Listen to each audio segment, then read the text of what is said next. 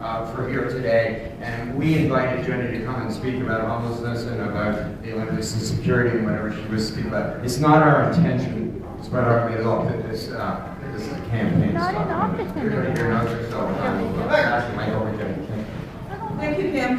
Sorry, I did a dash out for just a minute. Not an office until they get elected. Parking bylaw issues. I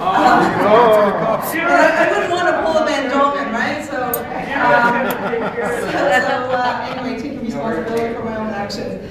Anyway, I want to say thank you very much, Kim, for inviting me to come and talk to the town hall meeting here at Carnegie and to engage with all of you. First of all, I just want to say actually it's been a great meeting. And thank you for inviting the city, the officers here, to really talk to you and to open up the dialogue about what's going on and what's going to happen in our community. Now, I want to talk about homelessness. I want to talk about the housing crisis, the lack of housing actually in our community more precisely. We have something like 10 to 15,000 people who are homeless today in the streets of British Columbia. In the Lower Mainland alone, homelessness is more than double.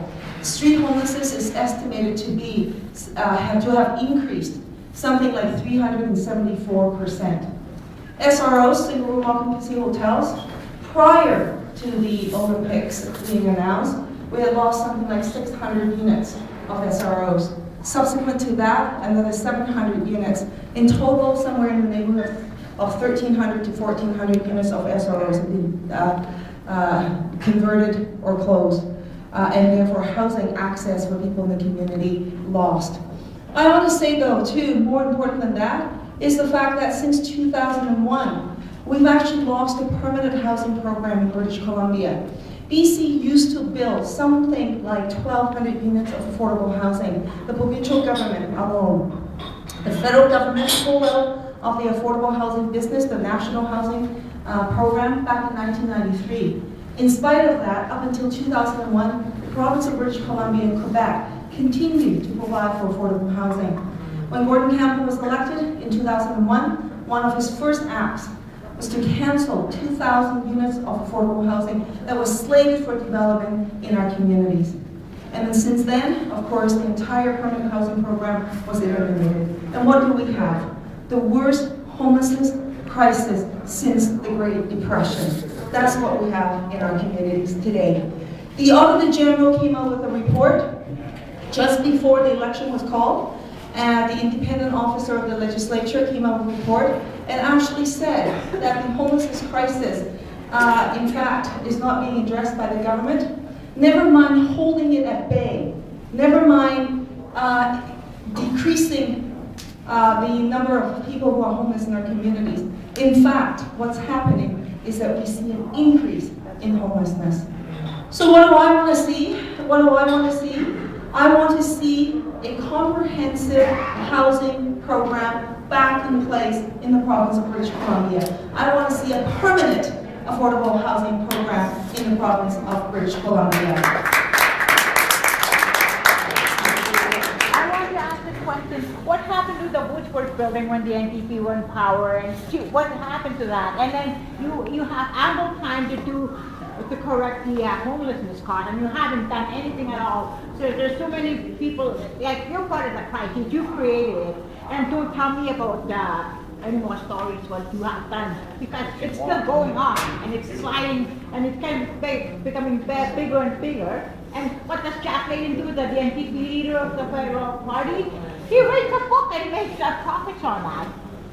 I don't know about Jack Layton, so I'm not going to speak about Jack Layton, but I can tell you, well, you're NDP. When the NDP was in government, we built about 10,000 units of affordable housing in the province of British Columbia. What happened with the Woodwards building, we were talking about arrests and so on, with the Woodwards building, people will recall that there was actually a community event where we protested against the then owner of Woodwards, who wanted to create a .com company out of Woodwards.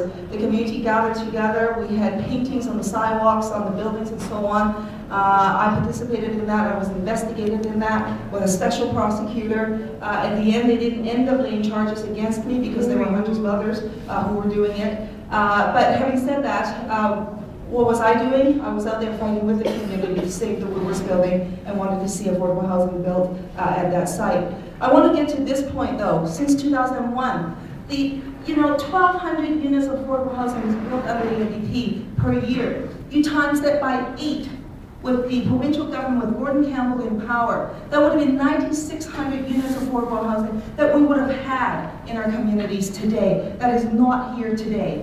At best, with Gordon Campbell's ad hoc program of building, one project here, buying an SRO there, ad hoc initiatives is better than nothing, I suppose. But let me be clear, even on the government's own account, with their own counts of what they've said that they've created in their term in 8 years, which is about 3,400 units, we're still missing over 5,000 units of affordable housing. 5,000 units of affordable housing. Imagine that, and what that could have done for our community. So what do I want to do, and what does the NDP want to do if we form government? We want to immediately build 2,400 units of affordable housing. Commit funding to that in our first year. We want to go back to building 1,200 units of affordable housing each year after that for the next 4 years. We want to end the homelessness crisis within 5 years. We've made a commitment that we would bring in an independent officer who will look at this so that you don't have to take the politicians' words on how we're doing, but rather to get someone else to audit the situation, and then also to tell government what is being done right and what is not being done right. Most important of all, in terms of what kinds of programs needs to be in place, that needs to come from the community. Is it Aboriginal housing? Is it housing for seniors? Is it housing for women? Is it housing for families? What is the kind of mix that we're talking about, etc.? We need to engage in that discussion with you to make sure that those programs are delivered appropriately. Everyone deserves the right and the opportunity to succeed in our community. And frankly, without a home, you have no chance to succeed. When we first arrived here back in 1975, I as an immigrant along with my family, we lived in a basement suite, 700 square feet with the 8 of us. And my mother worked as a farm worker. She made $10 a day. That's how she supported us. Later on, she became a minimum wage earner. She got promoted, actually, to become a dishwasher. And that's what she was until she retired.